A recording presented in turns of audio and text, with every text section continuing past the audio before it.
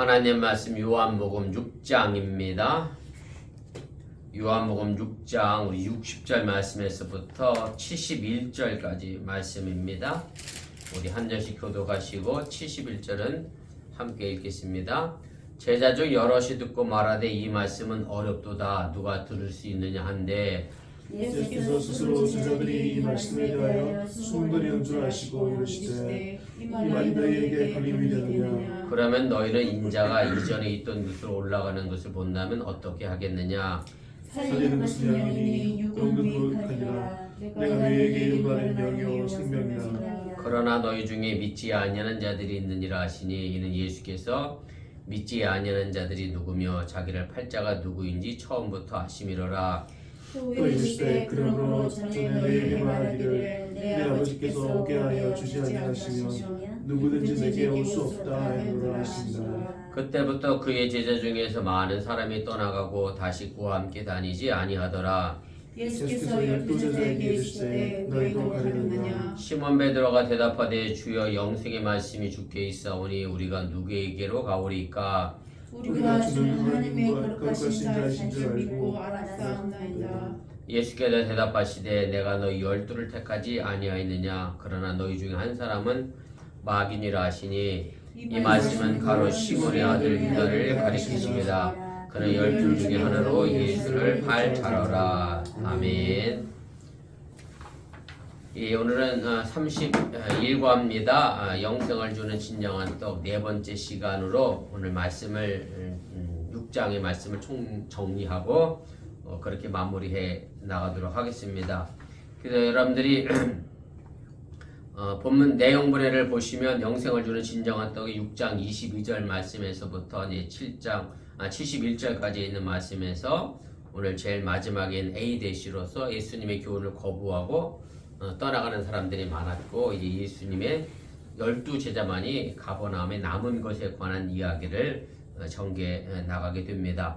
우리 본문개요 보도록 하겠습니다. 우리 본문개요 2번부터 보겠습니다. 그래서 오늘 우리가 함께 읽은 이 단락은 6장의 이제 마지막 단락이고요.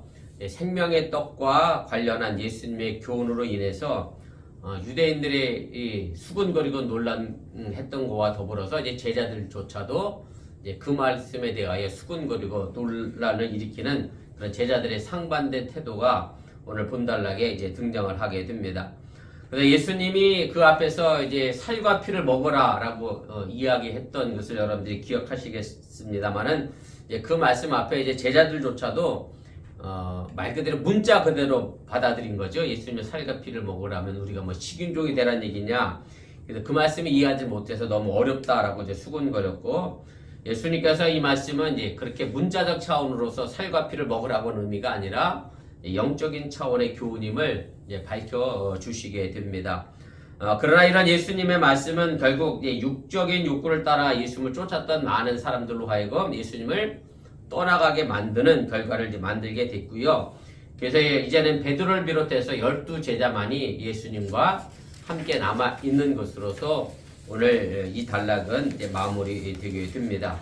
이제 그러면서 예수님께서 또 한 번 마지막으로 이제 이런 예언을 하시게 되죠. 떠나갈 뿐만 아니라 나를 오히려 이제 팔아먹을 사람도 있다라고 하면서 이제 거론 유다를 이제 가르치게 되면서 제자들이 끝까지 육이 아닌 영의 욕구를 쫓아가야 예수님을 쫓는데 실패하지 않는다라는 것을 다시 한번 보여주면서 참된 신앙인의 삶의 모습은 눈에 보이는 육을 쫓아가는 삶이 아니라 예수님의 말씀의 교훈을 따라가는 영을 쫓아가는 삶이 있음을 여러분들이 기억하시기를 바랍니다.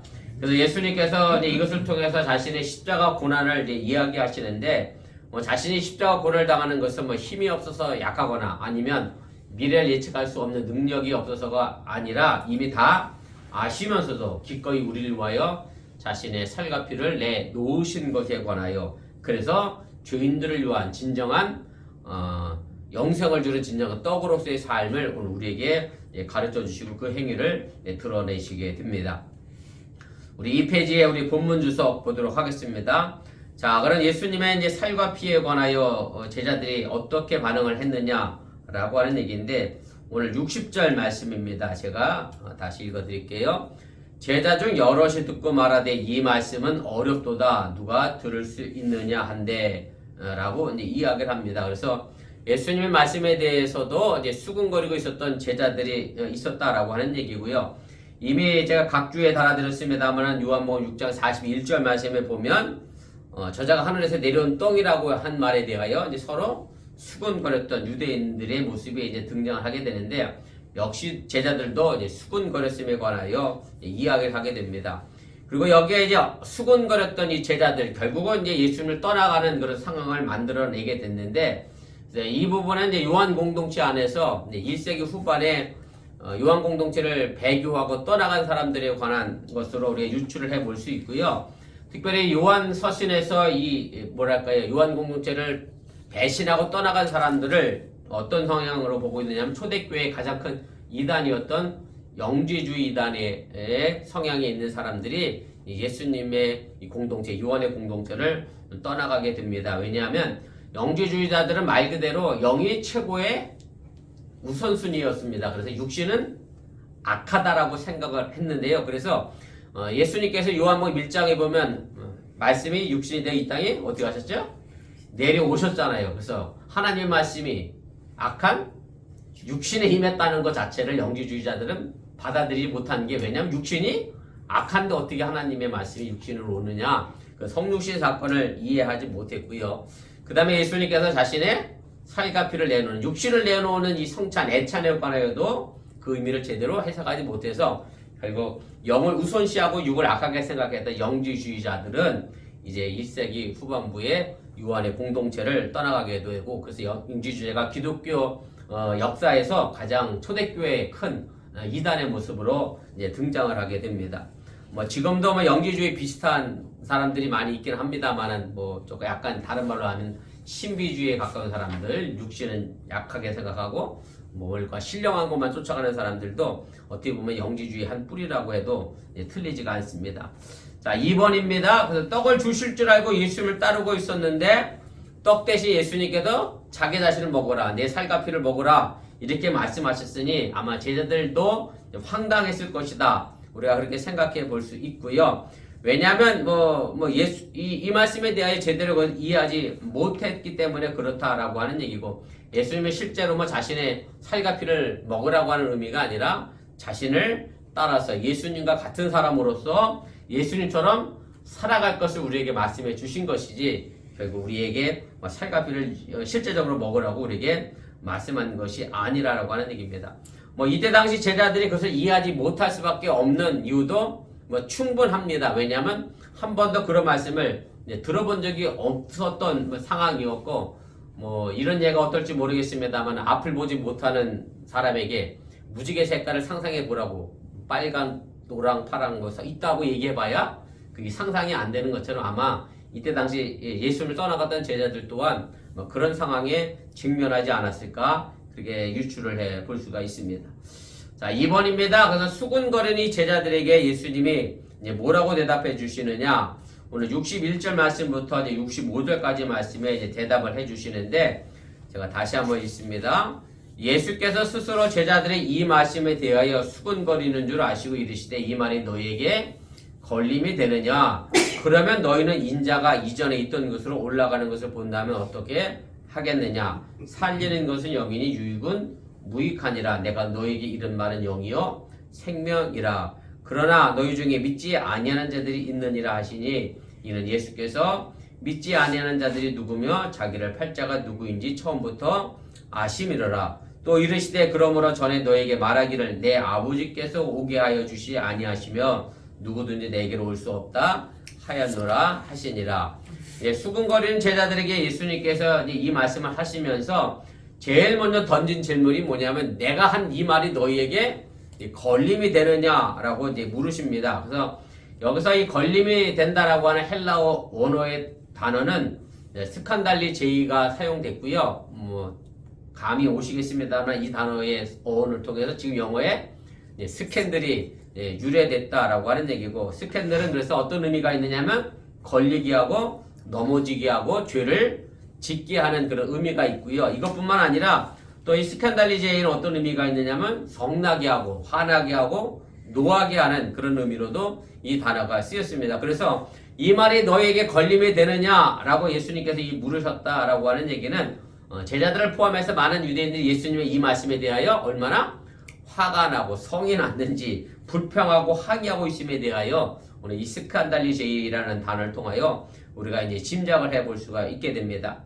2번입니다. 이제 진리의 말씀을 들을 때에 사람들이 대개 두 가지 중에 한 가지 반응을 보이게 마련인데 그것은 뭐냐면 중심으로 회개하는 사람들이 있는가 하면 오늘 여기 나와 있는 제자들 여러 무리들처럼 그것에 대하여 받아들이지 못하고 화를 내고 분개하는 그런 모양으로 나타나게 됩니다. 그래서 우리 성경에도 보면 이런 이야기가 기록이 되어져 있는데 우리가 사도행전에 보면 두 가지 설교가 아주 대조적으로 등장을 하게 되죠.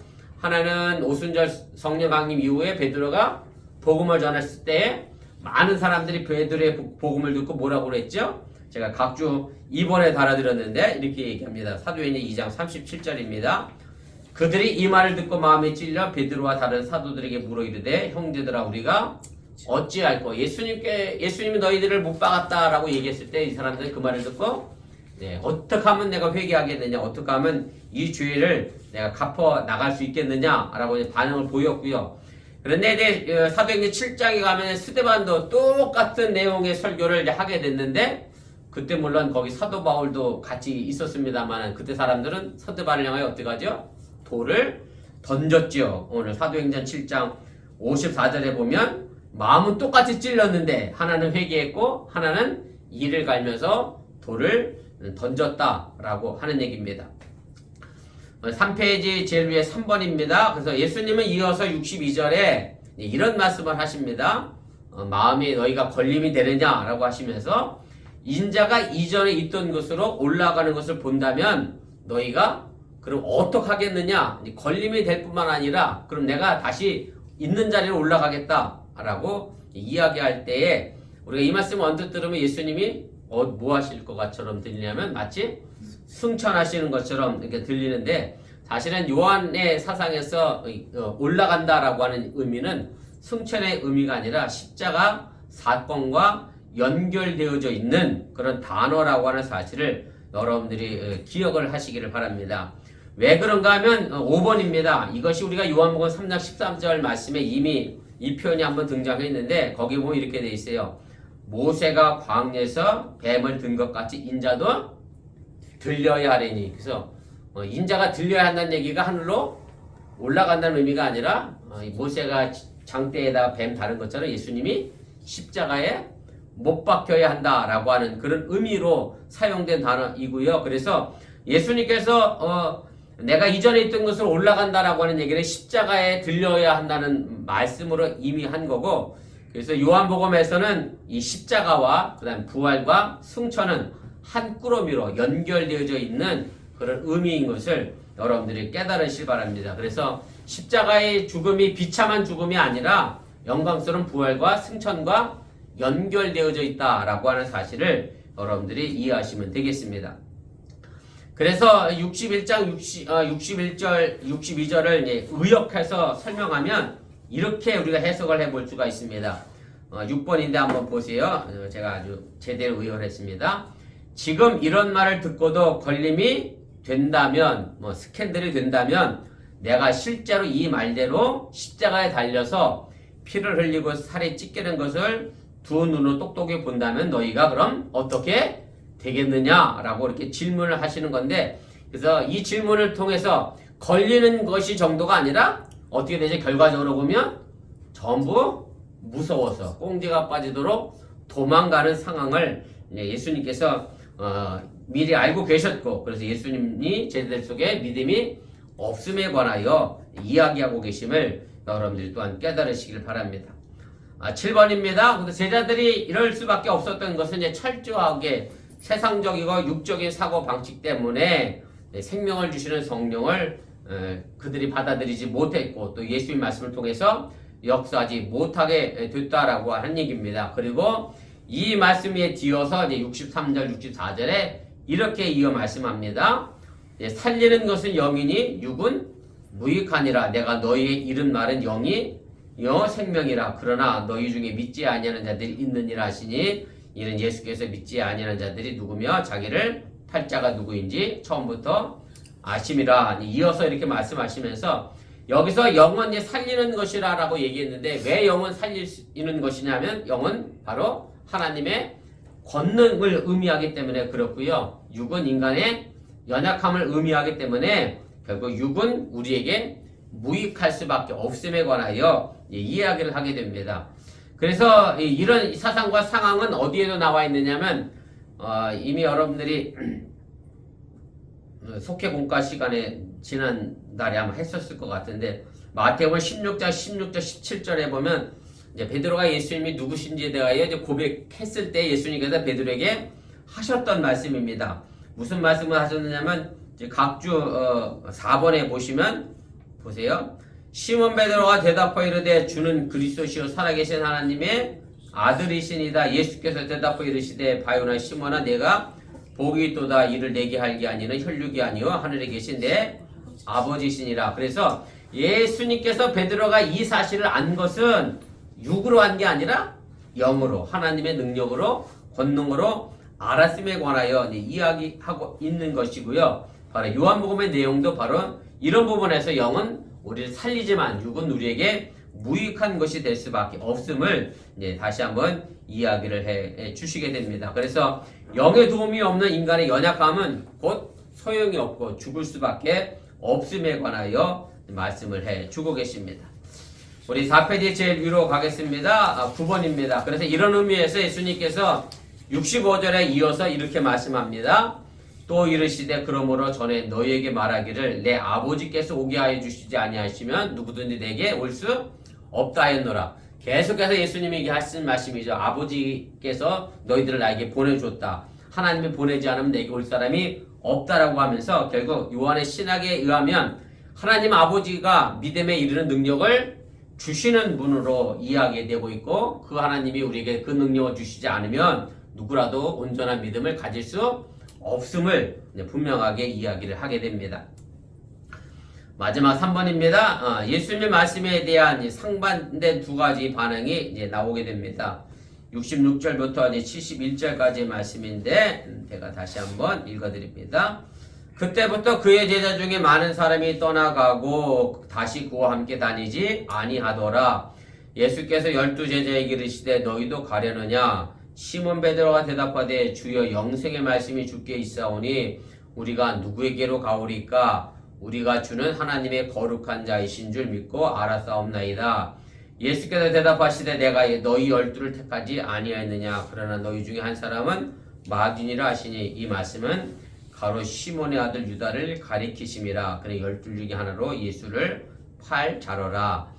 그래서 이제 따르는 무리에 이제 예수님을 따랐던 많은 제자들이 있었습니다. 12명의 제자 외에 또 다른 제자들이 있었다라고 하는 얘기고 12명의 제자는 예수님의 최측근이었고 그런데 그 12제자 외에 많은 제자가 이제 예수님의 이 말씀을 듣고서 이해하지 못해서 이제 떠나가게 됩니다. 더 이상 자신들의 기대를 채울 것이 어려울 거라고 생각을 한 거죠. 왜냐하면 지금 예수님을 요한복음 6장의 얘기가 뭐 다음에 나와 있는 얘기죠? 오병이의 기적을 일으킨 다음에 예수님 찾아다녀서 온 사람들에게 예수님이 지금 하신 말씀이기 때문에 자신들은 먹고 배부르려고 왔는데 예수님이 하시는 말씀이 영 먹고 배부른 이야기는 아니니까 자신들의 필요를 채우기 어려운 줄 알고 이제 떠나가게 됩니다.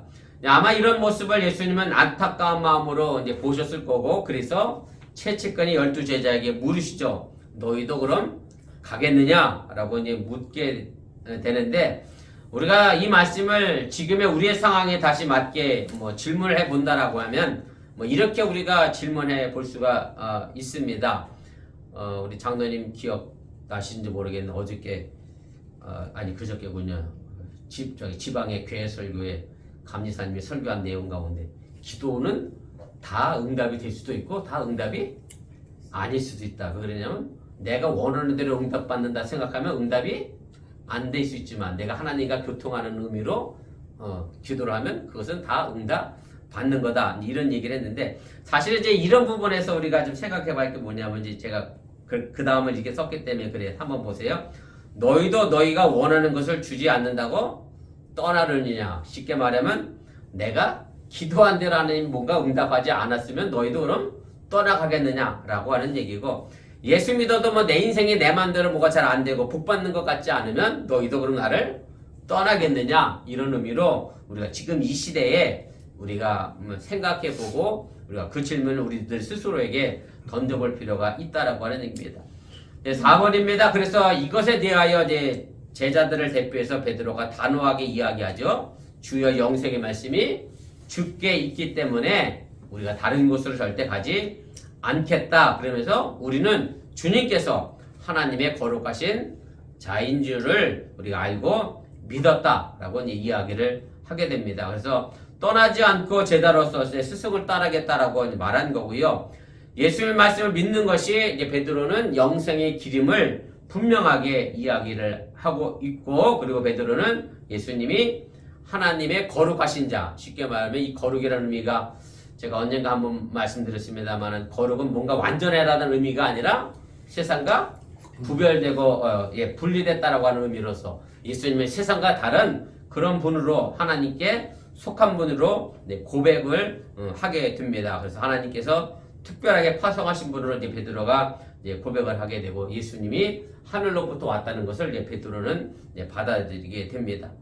6번입니다. 이제 하나님의 거룩한 자이신 예수님은 땅의 사람들의 가치관과는 조금 동떨어진 말씀을 계속 이제 하셨고요. 뭐 그 결과 많은 사람들이 떠나가게 됐습니다만은, 그러나 우리가 세상의 가치관을 따라가는 우리의 삶의 모습이 아니라 정말로 하나님의 가치관을 따라, 예수님의 가치관을 따라 오늘도 살아가는 그런 삶이 되어질 수 있기를 바라고, 사실은 우리의 거룩한 이 가치관은 세상과는 조금 충돌하게 되죠. 그래서 거북할 수밖에 없게 된다라는 것을 우리가 기억하면서, 바라기는 우리 어번교회가 7번입니다.